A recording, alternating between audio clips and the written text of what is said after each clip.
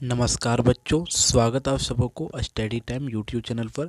बच्चों, इस वीडियो के माध्यम से कक्षा 7 क्लास का जो विज्ञान का 4 चैप्टर है, अवशिष्ट जल कारण व निपटारा, जो अध्याय का नाम है। और इस अध्याय को जो मैं अभी आपको विस्तार पूर्वक बताने वाले हैं, तो वीडियो को जो है ध्यान से देखते जाइएगा।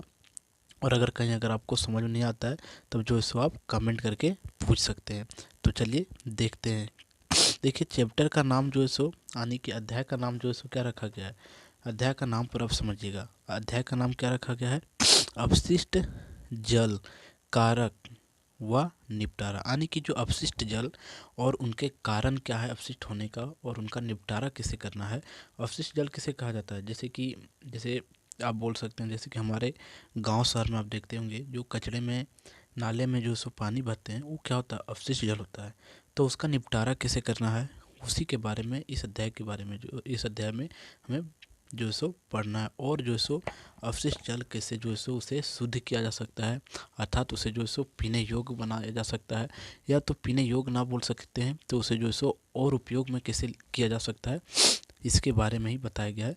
तो चलिए देखते हैं। देखिए, क्या कहा जाता है, गांव या शहर सभी जगह हम प्रतिदिन जल का उपयोग करते हैं। परिणाम स्वरूप उपयोग के उपरांत ज़्यादातर ये दूषित रूप में बहा दिए जाते हैं। देखिए कि हर जगह जो है सो हम लोग क्या करते हैं, जल का उपयोग करते हैं। गांव हो, शहर हो, कहीं भी हो, हम लोग जल का उपयोग हर जगह करते हैं। तो वो जल क्या होता है, दूषित हो जाता है। जैसे आप समझ सकते हैं, जैसे हम लोग स्नान करते हैं, नहाते हैं, तो क्या होता है, वह पानी जो है सो फिर क्या हो जाता है, दूषित हो जाता है। और वह पानी को जो सो फिर क्या किया जाता है, बहा दिया जाता है, यानी कि वह वेस्ट वाटर बन जाता है। फिर आगे देखें क्या कहा जाता है, क्या आप बता सकते हैं कि किन किन कार्यों के उपरांत दूषित जल घरों से बाहर बहा दिए जाते हैं। क्या घरों के अलावा और भी किन्हीं जगहों से दूषित जल निकलता है और नलियों से नलियों से बहा दिया जाता है। ऐसे दूषित जल क्या कहलाते हैं, ये अपशिष्ट जल कहलाते हैं। देखिए, आप जो सो घर से जो सो दूषित जल बहाते हैं, जैसे कि आपके घर में जो सो घर को आप जो सो क्या किए, घर को जो सो धोएं और उस जल को आप बहा देते हैं, पानी को बहा देते हैं, तो क्या होता है, वह जो सो अपशिष्ट जल बन जाता है। घर हो गया, आपका नाला हो गया, नदी हो गया, वहाँ भी आजकल के नदियों में भी जो आप देखेंगे, वहाँ जो है सो अपशिष्ट जल ज़्यादा आपको देखने को मिलता है। जैसे कि यमुना नदी में आप देखेंगे तो क्या होता है, वहाँ जो है सो अपशिष्ट जल ज़्यादा है। फिर आगे कहा जाता है, ये अपशिष्ट जल कहाँ कहाँ जाता है। और जो ये अपशिष्ट जल हमारे घर से, नाले से, और जो सो बहुत जगह से जाकर मिलते हैं, कारखानों से, ये सब जल जो सो कहाँ जाता है, कहा जाता है ये हमारे पर्यावरण पर क्या असर डालता है, और ये अपशिष्ट जल जो सो हमारे पर्यावरण पर क्या असर डालता है, इसे फिर आगे देखिए कहा जाता है। ध्यान से देखिएगा वीडियो को, और अगर आपको कहीं समझ नहीं आता है तो कमेंट ज़रूर कीजिएगा। और मैं आपको एक एक लाइन को जो सो समझाते जा रहा हूँ, तो जो सो वीडियो को आप जो सो कहीं स्किप करके नहीं देखिएगा, नहीं तो आपको फिर बाद में समझ में नहीं आएगा। फिर देखिए क्या कहा जाता है, इसे इस देखिए कहा जाता है, इसे इस प्रकार व्यर्थ में बहा देना चाहिए। दूषित जल को उपयोगी बनाने के लिए क्या किया जा सकता है। आइए इन सभी प्रश्नों का उत्तर ढूंढने का प्रयास करते हैं कि जो हमारे जो दूषित जल होते हैं, जैसे कि जो पानी से हम नहाते हैं, या जो पानी से हम घर धोते हैं, या कुछ भी करते हैं, कपड़ा धोते हैं, वो पानी क्या हो जाता है, दूषित हो जाता है। तो उसे फिर जो है सो उपयोगी जल कैसे बनाया जा सकता है, इसी के बारे में आगे जो है सो बताया गया है। तो देखिए क्या बताया गया है, देखिए क्या कहा जाता है, जल मूलभूत मूलभूत आवश्यकताएं। क्या जल के बिना जीवन की कल्पना की जा सकती है, नहीं। जल के बिना जो है सो जीवन की कल्पना नहीं की जा सकती है। अगर जल हमारे जीवन में ना हो, पानी ना हो, तो क्या हम जीवित रह सकते हैं, नहीं। यानी कि पृथ्वी पर जितने भी जीव हैं, एक तरह से बोला जा सकता है, तो लगभग जीव जो है सो जल के बिना जो है सो असंभव है, यानी कि जल के बिना वह जीवित नहीं रह सकते हैं, कहने का ये अर्थ है। फिर आगे क्या कहा जाता है, क्या जल के बिना जीवन की कल्पना नहीं की जा सकती, ये बात है। फिर देखिए आगे कहा जाता है, स्वच्छ जल हमारे मूलभूत आवश्यकताएं हैं। निम्नलिखित क्रियाओं के द्वारा स्वच्छ जल के विभिन्न विभिन्न उपयोग पर विचार करते हैं। जल की सफाई करने के प्रक्रम में जल का जल स्रोत में प्रवेश अथवा उसके उसके दोबारा उपयोग से पहले उसमें मौजूद प्रदूषणों को अलग करना जरूरी है। यानी कि जो हमारा स्वच्छ जल होता है या जल स्रोत जहाँ की, जैसे कि हमारे पास डैम है और डैम में आके बहुत सारी नदियाँ मिलती है, तो क्या जो नदियाँ आ रही है जो उसमें दूषित जल आ रहे हैं उसे क्या करना चाहिए, पहले जो सो उस जल को जो सो सफाई कर देना चाहिए, जिसमें जैसे कि उसमें कूड़े कचड़े और बह के आ रहे हैं बहुत सारे गंदगी, तो उस जल को पहले सफाई कर देना चाहिए। उसके बाद जो सो जो जल स्रोत हमारा डैम है या कहीं भी, जैसे कि एक तरह से डैम का अर्थ लिए, तो उसे जो सो पहले वहाँ क्या कर देना चाहिए, रोक देना चाहिए, कचरे को और बाहर कर देना चाहिए, तब डैम में जो सो पानी क्या होगा, वहाँ जो पानी जो सो स्वच्छ पानी रहेगा, स्वच्छ जल रहेगा। एक तरह से ये हो गया। हमारे जैसे कि घर में देखते होंगे गांव में तालाब में क्या होता है, नली से जो सो सभी पानी या जो सो क्या होता है नदी में या तालाब में कहीं भी जाता है, तो अगर उस जो सो जो नाले का गंदगी जा रहा है, अगर गंदगी को रोक दिया जाए और उसे सिर्फ स्वच्छ जल को भेजा जाए, स्वच्छ करके जल को भेजा जाए, तो वह भी पानी जो तालाब या नदी का पानी जो जाके मिलेगा, नाले का पानी जहाँ भी मिलेगा, वह पानी जो सो स्वच्छ हमारा रह जाएगा। अब आगे देखिए, आगे क्या किया जाता है। सो देखिए एक क्रियाकलाप दिया गया है, क्रियाकलाप को समझिए। क्रियाकलाप एक, स्वच्छ जल के उपयोग क्या है ये हमें समझना है, उसके बारे में लिखना है कि स्वच्छ जल का उपयोग क्या है। स्वच्छ जल का उपयोग बहुत कुछ में आता है, पीने योग्य जल हो सकता है, कपड़ा धोना, बर्तन धोना और बहुत से लिख सकते हैं। फिर आगे देखिए यहाँ कहा जाता है वर्तमान समय में उपयोग के लिए स्वच्छ जल सभी को उपलब्ध नहीं है। हमारे समय में, अभी के समय में अगर देखा जाए तो स्वच्छ जल जो सो पीने योग्य जल जो सो बहुत कम ही उपलब्ध है। आप देखते होंगे गाँव में, जैसे कि राजस्थान में देखा जाए और कहीं भी और गांव में देखा जाए, तो पीने के लिए जल जो सो लाइन में कतारें लगाते हैं लोग, तब जाके जो सो पीने के लिए जल मिलता है उन्हें, और कहीं और से लाना होता है।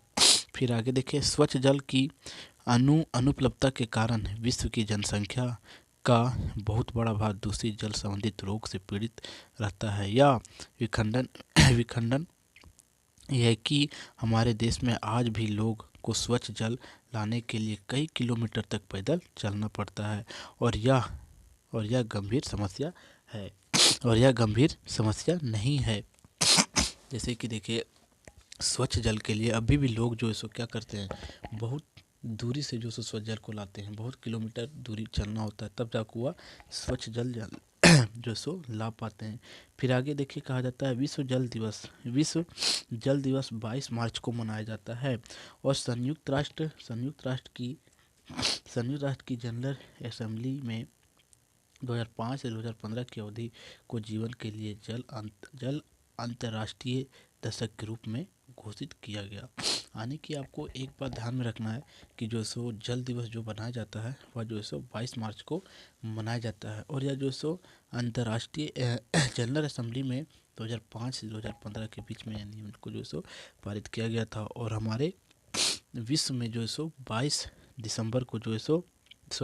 मार्च को जो सो क्या जल दिवस मनाया जाता है। अब आगे देखते हैं, देखिए आगे क्या कहा जाता है, क्या अवशिष्ट जल जो हमारे अवशिष्ट जल है, क्या अवशिष्ट जल को स्वच्छ कर पुनः उपयोग में लाया जा सकता है। जल की सफाई करने के प्रक्रम में अवशिष्ट जल को जल स्रोत में छोड़ने से पहले प्रदूषकों को अलग किया जा सकता है। अवशिष्ट जल के उपचार का यह प्रक्रम सामान्य रूप से वाहित मल उपचार कहलाता है। देखिए कहने का अर्थ ये बनता है कि जो हमारा अवशिष्ट जल है क्या उसे स्वच्छ जल बनाया जा सकता है। हाँ, तो जो अपशिष्ट जल है जहाँ जाके मिल रहा है उसे जो सो पहले उसे क्या करना चाहिए, जो उसमें वाहित मल उल आ रहे हैं, जैसे गंदगी आ रहा है उसे बाहर निकाल देना चाहिए, और उसमें जो सो जल को साफ करने का जो केमिकल होता है, ब्लीचिंग पाउडर जैसे होता है, उसे डाल देना चाहिए, तो वजह से वह जो सो स्वच्छ जल बन जाएगा। फिर आगे कहा जाता है, देखिए वाहित मल क्या है, जो जल में जो सो मिलकर गंदगी आ रहे हैं उसे वाहित मल कहा जाता है। देखिए वाहित मल द्रव रूपी अपशिष्ट होता है, इसमें अधिकांश जल की मात्रा होती है, जिससे घुले हुए विभिन्न प्रकार के दूषित पदार्थ होते हैं। विभिन्न पदार्थ के जो सो इसमें दूषित पदार्थ होते हैं, और ये दूषित पदार्थ संदूषक कहलाते हैं, और यह जो दूषित पदार्थ है क्या कहलाते हैं, संदूषण कहलाते हैं। तो संदूषण क्या कहलाता है, ये अब जो आपको मैं हेडिंग कर देता हूँ, आप जो सो इन बातों को ध्यान में रखिएगा अगर आपको कहीं प्रश्न में पूछ लिया जाए तो, ठीक है। तो देखिए संदूषण क्या कहा जाता है, यहाँ से आप जो सो लिखिएगा जिसमें से ठीक है। अब आगे देखते हैं। देखिए आगे क्या कहा जाता है, क्रियाकलाप दूसरा है। देखिए क्या कहा जाता है, आपने वाहित मल को घरों से निकलते हुए देखा होगा। जो वाहित मल है उसे घर से निकलते हुए देखा होगा। फिर आगे कहा जाता है, इस तरह का वाहित मल और कहाँ कहाँ से निकलता है, रिक्त स्थानों को भरने का प्रयास कीजिए। देखिए घर हो गया, दूसरा कारखाना हो गया, तीसरा क्या बोल सकते हैं, नाली हो गया, जो गांव के नाली होता है। और ऐसे बहुत जगह हैं, नदी में भी जो सो वाहित मल आते हैं, उसे साफ किया जाता है। ऐसे बहुत से जगह, तो आप जो सो सोच सोच कर लिख लीजिएगा। फिर आगे कहा जाता है, अब आप यह पता कीजिए कि क्या वहित मल वर्षा जल से मिलकर कहाँ कहाँ जाता है और किस प्रकार जल स्रोत को प्रदूषित करता है। देखिए जो उसमें जो क्या होते हैं, जो वर्षा जल होते हैं उसमें जो सो जो क्या बोल सकते हैं आप, कि जो उसमें एक तरह से बोल सकते हैं जो दूषित मल आते हैं और जो सो तालाब में जाते हैं, नदी में जाता है और बहुत जाते जाता है झील में, डैम में। अब इस तरह से लिख सकते हैं। फिर आगे देखिए कहा जाता है क्रियाकलाप 3, आपने अपने घर के आसपास विद्यालय अथवा सड़क पर किसी खुली नाली को देखिए और उसमें बहने वाले वाहित जल का अवलोकन कीजिए। नाली के आसपास जाने से पूर्व मुंह रुमाल से ढक लीजिए। इस वाहित जल में पाए जाने वाले अशुद्धियों के कुछ समान उदाहरण इस प्रकार है। कहने का अर्थ ये बनता है कि जो सो इस आप अगर घर के सामने या विद्यालय के सामने कुछ नाली को अगर देखते हैं तो उसमें वाहित मल बहुत ज़्यादा होता है। और वाहित मल जो होते हैं वो जो सो किसी के घर से ही निकलते हैं। और वही अगर वाहित मल को अगर उस नाले से साफ कर दिया जाए और वह जल को जो सो नदी या झील में मिलाया जाए तो वह जल जो सो शुद्ध जल हमें मिल सकता है, स्वच्छ जल मिल सकता है। फिर आगे कहा जाता है, देखिए देखिए क्या कहा जाता है, कार्बनिक अशुद्धि क्या है, मानव मल। देखिए कार्बनिक अशुद्धि अगर देखा जाए जल में तो मानव मल हो गया, मानव मल जैविक अपशिष्ट पदार्थ, तेल, यूरिया, मूत्र, फल और सब्जी का कचरा, ये सब हो गया। फिर इधर आगे कहा जाता है अकार्बनिक अशुद्धि, नाइट्रोजन, फास्फोरस, धातु, ये सब हो गया। फिर पोषक तत्व, फास्फोरस और नाइट्रोजन युक्त पदार्थ। और इसमें अगर जीवाणु जो पाया जाता है, हैजा, टाइफॉइड आदि रोग उत्पन्न कर सकते हैं ये सब। फिर देखिए अन्य सूक्ष्म जीव, इसमें अन्य सूक्ष्म जीव भी आते हैं, जैसे कि पेशिज रोग उत्पन्न करने वाले मृत जीव होते हैं। अर्थात एक तरह से कह सकते हैं कि जो वाहित मल मूत्र जो आते हैं बह के, वह क्या होता है, उसमें बहुत ऐसे कीटाणु या बैक्टीरिया होते हैं जो कि उसमें जो है सो एक दूसरे को जो आपके शरीर को जो सो नुकसान पहुंचा सकते हैं, आपको जो सो वह बीमार कर सकते हैं। तो आप कहीं अगर नाले देखें घर के सामने या विद्यालय के सामने तो उसे जो सो साफ करने का प्रयास करें, ठीक है। अब आगे देखिए कहा जाता है वाहित जल के रंग गंध और किसी अन्य अवलोकन को नोट कीजिए और इस प्रकार प्राप्त जानकारी को सारणी में लिखिए, ठीक है।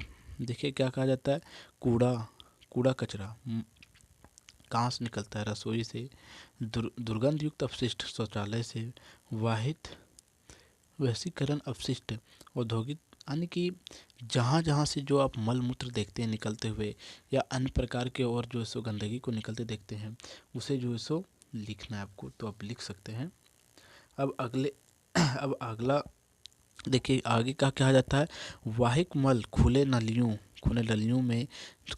से जाकर पेयजल स्रोत में मिल जाते हैं जिससे वातावरण प्रदूषित होता है और इन नलियों के खतरनाक मच्छर पैदा होते हैं जो मलेरिया, चिकनगुनिया, डेंगू जैसी बीमारी के कारण होते हैं। वाहित मल के पेयजल स्रोत में मिलने के कारण मनुष्य, जंतु एवं पेड़ पौधे भी इसको पेड़ पौधे भी इससे प्रभावित होते हैं। कहने का अर्थ ये बनता है कि जो वाहिल मल मूत्र जो है सो उस नाले से या गंदगी जो आते हैं उससे जो है सो मनुष्य जो है सो और जो है सो बहुत ऐसे जीव हैं जो उससे जो है सो दूषित हो जाते हैं और बीमार पड़ने लगते हैं। यहाँ तक कि पेड़ पौधे पर भी जो सो वह असर कर लेते हैं और इससे जो सो मलेरिया, चिकनगुनिया, डेंगू जैसी जो सो बीमारी उत्पन्न अधिक होने लगता है। तो आप जो सो ध्यान रखिएगा कि आपके घर के सामने जो सो गंदे पानी जो सो जमे ना। फिर आगे कहा जाता है इसे हम एक चित्र के द्वारा समझ सकते हैं। आप इस चित्र के द्वारा इसे समझ सकते हैं। देखिए क्या कहा जाता है चित्र में, ग्रामीण ग्रामीण क्षेत्रों में बहते वाहिक मल की स्थिति एवं शहरी क्षेत्रों में, ये जो आपको ऊपर वाला दिख रहा है ये जो है सो ग्रामीण क्षेत्रों में हो गया और जो आपको नीचे वाला ये दिख रहा है ये क्या हो गया, ये शहरी क्षेत्रों में हो गया। तो क्या शहरी क्षेत्रों में भी जो सो मल मूत्र बहुत अधिक बहते हैं? हमको ऐसा आप ऐसा सोच के जो है सो चौंक जाएंगे कि गांव से ज़्यादा जो है सो शहरी क्षेत्रों में जो है सो मलमूत्र अधिक बहते हैं। अब आगे देखते हैं, थोड़ा सा इसे मैनेज कर लेते हैं और आगे देखते हैं। देखिए आगे क्या कहा जाता है, अपशिष्ट जल के प्रबंधक के बारे में जानने का प्रयास करते हैं। जो अपशिष्ट जल होता है उससे निपटारा अर्थात उसके प्रबंधक के बारे में जानने का प्रयास करते हैं। देखिए कहा जाता है अपशिष्ट जल प्रबंधक, यानी कि जो अपशिष्ट जल होते हैं उससे हमें क्या छुटकारा कैसे पा सकते हैं, उसे हम जो सो स्वच्छ जल कैसे बना सकते हैं। देखिए कहा जाता है आप जान चुके हैं कि किस तरह वाहित मल कई स्रोतों से प्रतिदिन बाहर निकलता है, इसलिए इसे नदी में प्रवाहित करने के पूर्व उपचारित कारण उपचारित उपचारित करना अवश्य है। यानी कि जैसे नदी में, झील में कहीं मिलाने से पहले इसे जो है सो उपचारित करना, यानी कि इसे जो है सो इसका सॉल्यूशन निकालना जो है सो बहुत ही अनिवार्य है। किस जल को? जो जल जो है सो जिसमें बहुत सारे जैसे कि घर के भी जो गटर होते हैं बाथरूम का वो भी उसमें मिला हो और कारखाने का मिला हो, तो नदी में मिलने से पहले उसका जो है सो सॉल्यूशन निकालना बहुत ही अनिवार्य होता है। नहीं तो वह जल जो है सो नदी, झील, जहाँ जहाँ पानी जाएगा, जहाँ जहाँ जल जाएगा वह जो है सो दूषित करते हुए चला जाएगा। फिर आगे कहा जाता है शहर में वाहित मल को प्रायः भूमि के अंदर पाइपों की मदद से सीधे जल स्रोतों में प्रवाहित कर दिया जाता है और भूमि के अंदर स्थित इन पाइपों के जाल को सीवर कहा जाता है। जो शहर में होते हैं उसे सीवर कहा जाता है, जो जलीय कचरों को उद्गम स्थान से विसर्जन स्थान तक ले जाते हैं और सीवर के ऊपर जगह जगह मेन होल बनाए जाते हैं। जो सीवर होते हैं उसे जगह जगह जो है सो मेन होल बनाया जाता है और शहर में आप देखेंगे कि सीवर के जरिए जो है सो जाके जो है सो जो हमारे मल मूत्र होते हैं शहर में, जो वह जो सो सीवर के जरिए जो सो कहीं उसे मिलाया जाता है और उसे जो सो साफ भी किया जाता है और बीच बीच में जो सो मेन होल बनाया जाता है और अगर सीवर में कचरा फंस जाता है तो उसे सफाई करने के लिए। फिर आगे कहा जाता है, देखिए मेन होल के द्वारा इस सीवर की सफाई की जाती है और मेन होल के द्वारा ही जो सो सीवर की सफाई, ये सीवर है हमारा और ये हमारा मेन होल है। मेन होल कहने का अर्थ ये हुआ कि जो जगह जगह पर बनाया जाता है वो सीवर में मिला देता है लेके, और वही जो है सो मेन होल होता है। अब आगे देखते हैं, देखिए क्या कहा जाता है, जलीय कचरों को सीधे जल स्रोत से प्रवाहित करने से पूर्व उपचारित करना आवश्यक, यानी कि जो जल स्रोत होता है वहाँ जो है सो जल को सीधे वाहित जल को मिलाना जो है सो उसे जो है सो पहले उसका सॉल्यूशन निकालना या जो सो उसे उपचारित करना बहुत ही अति आवश्यक होता है। अब देखिए क्या कहा जाता है, होता है इसे उपचार की प्रक्रिया निम्नलिखित 3 चरणों में किया जाता है और 3 चरणों में किया जाता है। पहला प्रथम चरण है। प्रथम चरण, देखिए प्रथम चरण में कहा जाता है सबसे पहले जलीय कचरों को नालियों की मदद से जगह जगह पर अवस्थित अस्थाई पंप हाउस से एकत्र किया जाता है और इसे पुनः पुनः मल जल उपचार संयंत्र तक लाया जाता है। यहाँ बने लोहे के जालियों की मदद से बड़ी वस्तु जैसे कचड़े कपड़े प्लास्टिक के टुकड़े आदि को अलग छान लिया जाता है। इसके बाद प्रायः जल को अवसादन टैंक में डाला जाता है और इसमें निलंबित कंकड़ बालू जैसे अशुद्धि नीचे बैठा बैठा बैठ बैठ जाती है, जो इससे जो सो जैसे कि जो हमारे अवशिष्ट जो क्या बोल सकते हैं, शहर के जो सो कचड़े वाले जो जल आते हैं उसे जो सो शुद्ध करने के लिए जो सो क्या किया जाता है, पहले उसे जो सो कहीं रोक दिया जाता है और उसमें जितने भी कचड़े होते हैं उसे एक जाली के माध्यम से रोक दिए जाते हैं और जैसे कि कंकड़ उंकड़ जो होते हैं उसे भी नीचे बैठा दिए जाते हैं। और आगे देखिए क्या कहा जाता है, और कहा जाता है इन अशुद्धियों को प्राथमिक कीचड़ कहा जाता है, जो इसे निकाला जाता है इसे प्राथमिक कीचड़ कहा जाता है। और इस कीचड़ को बाहर निकाल लिया जाता है, जिसे जीवाणु द्वारा अपघटित कर इसका उपयोग बायोगैस तथा जैव उर्वरक बनाने में किया जाता है। जो उसमें मल आते हैं उसे जो सो बैठा दिए जाते हैं और उसे प्राथमिक कचरा जो होता है उसे जो सो जैव उर्वरक बनाने में काम आते हैं। फिर आगे देखिए प्राथमिक उपचार, द्वितीय उपचार और ये तृतीय उपचार। तो हमने प्राथमिक उपचार के बारे में देख लिया। अब देखिए कहा जाता है जलीय कचरों का उपचार। अब द्वितीय उपचार है, देखिए इसके बाद देखिए प्राथमिक उपचार में आपने देख लिया। अब द्वितीय में देखिए कहा जाता है इसके बाद उपचारित जल को खुले वातन टैंक में डाला जाता है और यहाँ उपस्थित वाहित जीवाणु जल में उपस्थित कार्बनिक पदार्थों को ऑक्सीकृत कर देता है और यह क्रिया पूर्णतः जैविक होते हैं और जीवाणु को श्वसन क्रिया के लिए ऑक्सीजन की आवश्यकता होती है। इसलिए क्रिया को तीव्र करने के लिए बाहर से टैंक में हवा को प्रवाहित किया जाता है और इस उपचार के बाद बची अशुद्धियों को द्वितीय कीचड़ कहते हैं और इससे भी जैव उर्वरक एवं बायोगैस बनाया जाता है और बायोगैस का उपयोग ईंधन के रूप में होता है।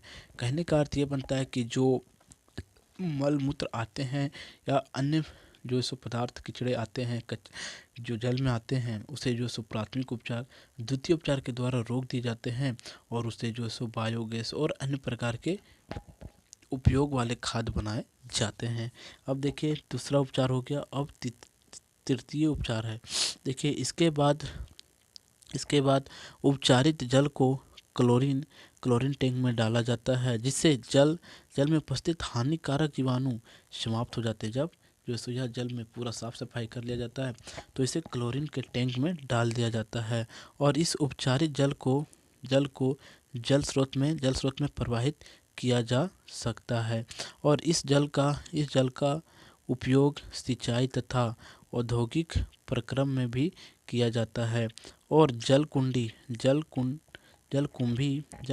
और यूकेलिप्ट भी तेजी से अपने आसपास के दूषित जल को अवशोषित करते हैं तथा वातावरण में दूषित जल वाष्प मुक्त करते हैं। जो वातावरण में जो दूषित जल होते हैं उसे मुक्त भी कर देते हैं। और देखिए रुकड़ा फिल्ट्रेशन प्लान। अब आगे देखिए आगे क्या कहा जाता है, घरों में शुद्ध पेयजल की व्यवस्था। जो ये तो हमारा क्या हुआ, जो हमारा अशुद्ध जल था उसे जो सो शुद्ध करने का जो इसमें जो सो तरीका बताया गया। प्रथम चरण, द्वितीय चरण और तृतीय चरण में जाके जो सो यह शुद्ध होता है। अब आगे देखिए घरों में जो हमारे खारे जल होते हैं या खराब जल होते हैं उसे शुद्ध करने का क्या तरीका है। पेयजल की व्यवस्था। आप जो पेयजल विभिन्न विभिन्न जल स्रोतों विभिन्न जल विभिन्न विभिन्न स्रोतों से प्राप्त कर उपयोग करते हैं, क्या वह शुद्ध है? उसमें उसमें भी कई प्रकार की घुलनशील अथवा अघुलनशील अशुद्धि होते हैं। उसके उसके उपचार के लिए कई तरह के फिल्टर बाजार में कार्य किया जाता है। उनमें से कुछ फिल्टर के चित्र नीचे दिया गया है। जो हमारे फिल्टर होते हैं पानी को फिल्टर करने का, वही जो सो इसका चित्र यहाँ दिया हुआ है। तो हमारा जो पानी होता है उसे जो सो या पूरा तरह से शुद्ध कर देते हैं। और फिल्टर के पानी पीने से क्या होता है कि लोगों को जो सो बीमारियाँ या जो सो बीमारी से वह मुक्त पा लेते हैं। अन्य की बीमारी होते हैं लेकिन जल से होने वाली बीमारी जो सो उन्हें कम होते हैं। क्योंकि अभी के ज़माने में अगर देखा जाए अभी के समय में, तो जो सो क्या होता है, जल से ही जो सो हमें अधिक जो सो जीवाणु जो हानिकारक जीवाणु होते हैं शरीर में प्रवेश करके जो सो क्या करते हैं, वह बीमार करने का प्रयास करते हैं। और अगर शरीर जो सो कमज़ोर हो तो वह जो सो हम पर हावी करके हमें बीमार कर देते हैं। फिर आगे देखिए क्या कहा जाता है, क्या घरेलू घरेलू उपचार के द्वारा भी हम शुद्ध पेयजल प्राप्त कर सकते हैं? एक बर्तन में गंदा जल लीजिए, उसमें थोड़ी सी फिटकरी डालिए तथा उसमें चम्मच से अच्छी तरह मिला लीजिए। आप क्या देखते हैं? कुछ देर में आप देखेंगे कि जिस बर्तन में फिटकरी डाली गई थी उस जल में उपस्थित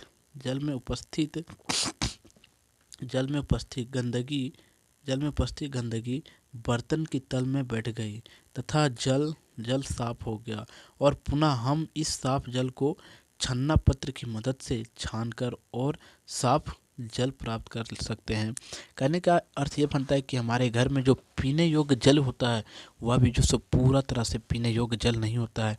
अगर उसमें फिटकरी डाल दिया जाता है, फिटकरी का टुकड़ा, तो क्या होता है, वह जल जो सो जितना उसमें गंदगी होता है वह जो सो फिल्टर करके उसे नीचे बैठा देता है। और जो साफ जल होता है वह जो सो उसे छान कर छन्ना पत्र के द्वारा छान कर जो सो उसे पिया जा सकता है। अब आगे देखते हैं। देखिए जो सो यहाँ फिटकरी डाला जा रहा है पानी में, और जो सो फिटकरी डालने के बाद जो सो गंदगी आप देख सकते हैं नीचे बैठ जा रहा है, और जो सो छन्ना पत्र के द्वारा फिर इसे जो सो पिया जा सकता है। देखिए क्या लिखता है, फिटकरी द्वारा निलंबित अशुद्धियों को जल से अलग करना। फिर आगे घरेलू सावधानियाँ समझिए, ठीक है। घर में उपयोग किए जाने वाला पेयजल को साफ सूती कपड़े से भी छाना जा सकता है। पानी को उबालकर भी शुद्ध किया जा सकता है। तो पानी को आप खास करके उबाल के पीजिएगा, क्योंकि जल को उबाल करके पीने से क्या होता है कि जो उसमें जितने भी वायरस होते हैं या बैक्टीरिया होते हैं वो क्या होते हैं, मर जाते हैं, और जिससे जो है सो हमें हानि कम होता है। अब आगे देखिए, आगे कहा जाता है अपशिष्ट पदार्थ कूड़ा कचरा निपटारा। अपशिष्ट पदार्थ एवं कूड़ा कचरा हमारे दैनिक क्रियाकलाप का परिणाम है। जो हम दैनिक जीवन में जो कार्य करते हैं उसी से तो कूड़ा कचरा प्राप्त होता है। जैसे मार्केट जाते हैं, वहाँ से जो सब क्या लाते हैं, सब्जी लाते हैं, तो सब्जी भी क्या है, जो सब्जी के छिलके होते हैं उससे भी कूड़ा कचरा निकलता है। वहाँ मार्केट में जो हमें प्लास्टिक दिया जाता है उससे भी जो सो कूड़ा कचरा बनता है। तो हमारा वो जो दैनिक कार्य जो करते हैं उसी का जो है सो परिणाम है। लेकिन हमारे प्रयासों से हम इसे सीमित अवश्य कर सकते हैं। प्रायः हम सभी कचरे से उठने वाली दुर्गंध से परेशान हो जाते हैं, अगर हम जो है सो सीमित ना करें तो। फिर आगे देखिए, जागरूक नागरिकों के कर्तव्य के बारे में चर्चा कीजिए। सड़क पर बिखरे कचरे का अपशिष्ट पदार्थ पर रोगवाहक मच्छर, मक्खी तथा अन्य कीट पनपने लगते हैं, और एक जागरूक नागरिक के नाते हमारा कर्तव्य है कि हम नगरपालिका तथा पंचायत को इस विषम परिस्थितियों के बारे में आग्रह करें। यदि किसी घर से निकलने वाले वाहित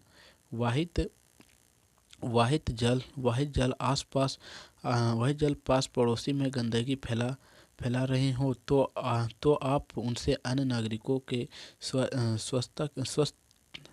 स्वच्छता के लिए प्रति संवेदनशील होने के निवेदन कीजिए। क्या क्या हम इस तरह अपने कर्तव्यों का निर्वाह कर अपशिष्ट जल का उपयोग उपचार संयंत्र का बोझ कम नहीं कर सकते हैं?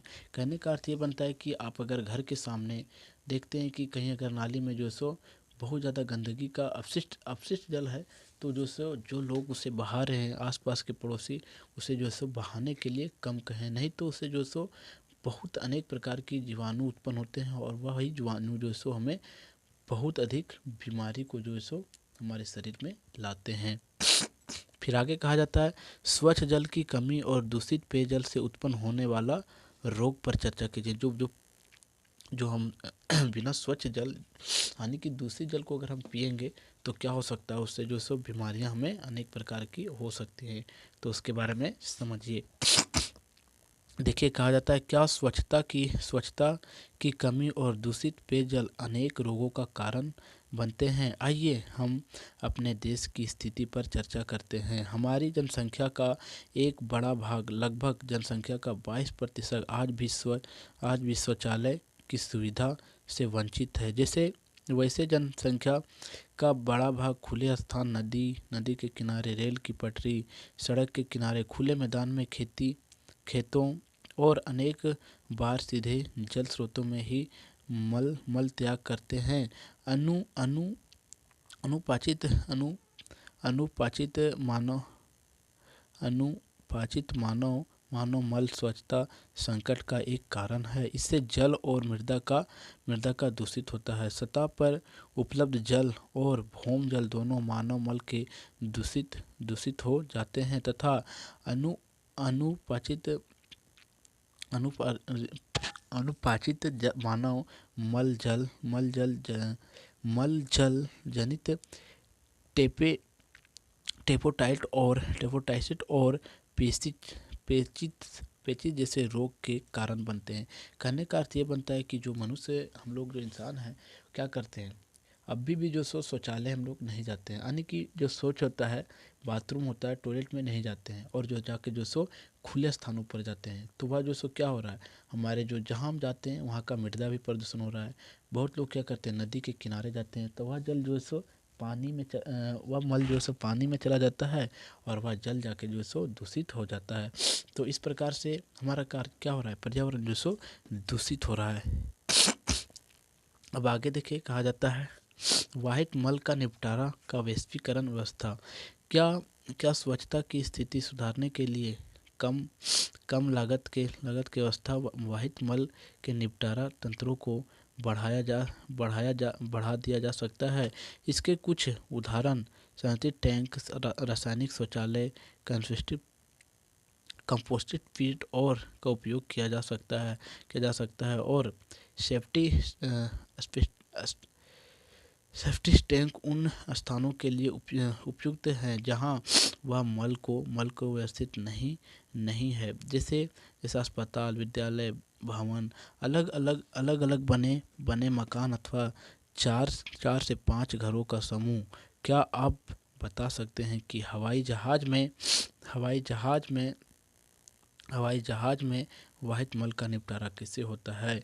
कुछ कुछ कुछ कुछ संगठन मानव अपशिष्ट के स्वच्छतापूर्वक निपटारा की तकनीकी सुविधा प्रदान करते हैं और इन शौचालय में अपमर्जक की आवश्यकता नहीं होती है। शौचालय से मल बंद नलियों से होती है और वायु के संयंत्र में चला जाता है और उत्पन्न होने वाली बायोगैस का उपयोग ऊर्जा के स्रोत के रूप में किया जाता है। और अब आगे कहा जाता है, सार्वजनिक स्थान पर स्वच्छता। हमारे देश में समय समय पर मेला का आयोजन होता है और बड़ी संख्या में लोग इसमें भाग लेते हैं और इस प्रकार बाजार, मेला, रेलवे स्टेशन व बस एयरपोर्ट, अस्पताल आदि बहुत भीड़ वाले सार्वजनिक स्थान होते हैं। यहाँ रोज हजारों लोग आते हैं और यहाँ बहुत मात्रा में अपशिष्ट पदार्थ जनित होते हैं। और इस प्रकार से देखा जाए तो जहाँ भीड़ अधिक इकट्ठा होता है वहाँ क्या होता है, कूड़े कचरे और अपशिष्ट मल भी वहाँ ज़्यादा जो सो लोग बहिष्कृत खाते हैं, यानी कि जो सो शरीर से त्याग देते हैं। फिर आगे देखिए क्या कहा जाता है, क्या क्या इसका उपयोग, क्या इसका उचित निपटारा जरूरी है। अगर ऐसा नहीं किया जाए तो इसका प्रभाव पड़ेगा, इसका प्रभाव क्या प्रभाव पड़ेगा। इससे कई तरह के रोग फैल सकती है और सरकार द्वारा स्वच्छता के कुछ नियम मानक निर्धारित किए गए हैं, किंतु दुर्भाग्य से इस साखी में लागू नहीं किया जा सकता है। और हमें कूड़े को इधर उधर फेंकने के बजाय कूड़ेदान में ही डालना चाहिए। यह हम सबकी जिम्मेवारी है और इससे हमारी सहभागिता होनी चाहिए। अर्थात जो हम कूड़े कचरे जो सो इधर उधर फेंकते हैं और जो सो हमें एक जगह फेंकनी चाहिए, यानी कि कूड़ेदान में ही फेंकनी चाहिए। अब देखिए आगे फिर कहा जाता है, नष्ट होने वाले कूड़ा, कागज, पत्ता, बचे हुए खाद्य पदार्थ, अनाज को गड्ढे में डालकर कंपोस्ट खाद बनाएं। फिर नष्ट नहीं होने वाले ठोस कूड़ा, प्लास्टिक, कपड़ा, पंखा, शीशा, लोहा, लकड़ी, रबर आदि को अलग से कूड़ेदान में डालिए, जिसका उपयोग बड़े गड्ढे को भरने के लिए किया जा सकता है। फिर आगे ठोस कूड़ा, नष्ट नहीं होने वाले को कभी भी नाली या सिंक में नहीं डालिए।